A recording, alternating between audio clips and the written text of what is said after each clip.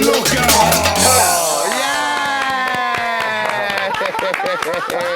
Oh, look at her. So look at her. love We're gonna show you some pictures of people that you've either worked with or you have something to say about. Oh God, oh God. And I just want you to let it go. Now, Right. I'm not looking for you to tell me they were nice.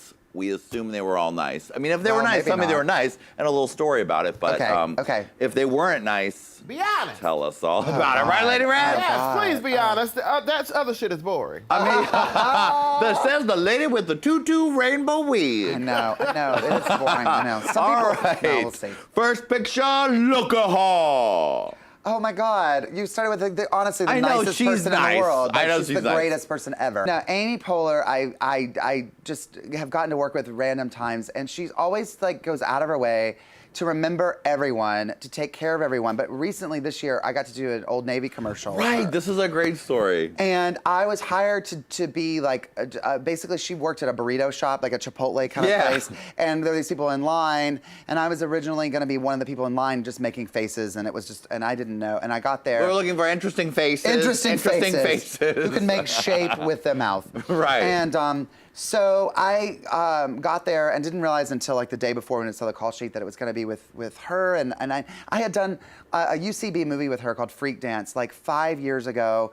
And we had mutual friends and we sort of speak, but like we don't know each other. And she Right. walked on and was out of her way to like welcome everybody and me. And basically, long story short, the bit they were trying to work out wasn't really working. Right, the girl in line was not giving good performance. Said you. No, but what's great about Amy is such an improviser, and she's like, she was never upset. She never was flustered. She was like, great, we can work this out.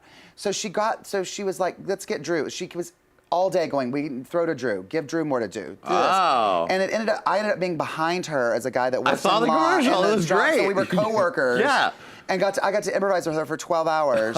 Look at her. Oh, Here we go. God. Now, I'd just like to say that this is one of my personal favorite authors of all time. Not the poetry, but the autobiography is one of my favorite of all time. I love her.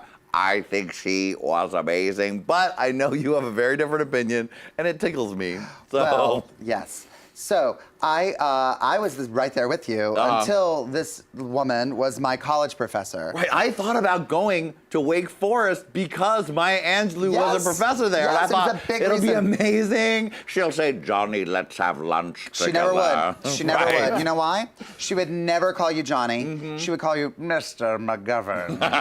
Because everyone had to go by their surnames. So as not to assume familiarity with their neighbor. Oh, God. So we had to. So I was Mr. Droege. You know, people in your class. It was like Ms. Tatoyan, who was sitting next to her. You would never know people's actual first names. It was a pageantry of name dropping. I mean, it's probably where I got my Chloe idea from Dr. Maya Angelou. Right. Because every class was. President Clinton and I will be going to Africa. You know, and it was always that Oprah, President, she brought Ashford and Simpson to class one day. Wow. Ashford and Simpson came to class. Lady Red, North Ashford Carolina. and Simpson. Ashford and Simpson. God! They were in our class. Now, all of it was, but With their hairdos, with their crazy my hairdos. God, Their and their- crazy, Ashford and Simpson hairdos were crazy, Lady Red. All in weaves, honey, because you know Yeah. they had a bundle It's going not- on. It has not been real since the 70s. No, all that no. lycra, all that lycra. Lycra. A lot of lycra. Mr. Simpson, please move your bang So piece. anyway, but what we realized was that it was all about her. It was like, don't assume familiarity with her. She was such a celebrity, and I mean, I learned a lesson of like, don't assume that you know people because you like their work, which is a Right. great lesson. But she was very cold, very distant, and I mean, R.I.P. You know, whatever. But like, she was a kind of awful. She was awful. Like, I gotta say it. Like, it was I mean, like. you did a piece about her I did a whole entitled. thing. I mean, but here's the thing. She was someone who would talk about, this simple life, and we're all a river, a rock, a tree. Right. Meanwhile, she had a limo driver. She had 4 assistants. She had someone who just had highlighters that handed out highlighters. She had a whole entourage. She was deeply offended. Every story you read from Maya Angelou, she tells a story. I just read some story recently where she was talking about seeing. Oh my God, I'm totally losing my mind. Some famous musician singing. It was the Annie Lennox. Do you know what I'm talking about? Annie Lennox did a cover of some famous song. Anyway, I'm losing it. But her story was, it was always like, I was with some famous, important person, and I was with some other non-famous idiot who I had to teach. She was such a teacher in a way that was like, her stories always revolved in, and that's why I'm a great person. And I just don't like that. I think it's false, and I never bought it. And then, you know, there were many times. She also taught at Wake Forest for the last 8 years and never set foot on campus and made several millions of dollars. To do that. Sorry goes to my Angelou. I love you R.I.P. still. All right. Hope you're making chicken salad in the sky. Look at her. Oh, yes. What was that? What production of 101 Dalmatians is she in this? Okay.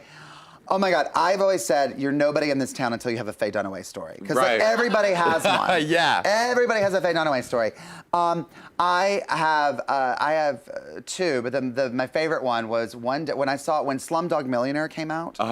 I went on the day it came out, that Friday at the ArcLight, and that giant movie theater, and I was like so excited. Like I'd heard about this movie. It was this festival favorite or whatever. I went Friday morning to go see it, and I'm walking down the steps of the ArcLight, and I hear in my periphery, I hear, "Just what the fuck is wrong with my car?" And I turn around, and in a giant like Boss of the Plains hat, and on her phone, Fay Dunaway, ladies and gentlemen. Amazing. And I was like, oh my God, that's Fay Dunaway screaming at someone about her car.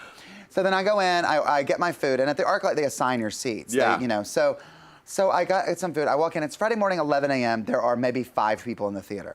My seat was directly next to Fay Dunaway. For whatever reason, they gave me, I could have sat anywhere, and they gave me a seat right next to hers. And I was like, I'm not gonna sit right next to her because it's not gonna, I really wanna see this movie. Yeah. And she's either gonna be so crazy, she's gonna be really mean to me and hurt my feelings, or she's gonna decide that we're best friends. I know there's something that's gonna happen. And I don't want that either, and I don't wanna be rude to her.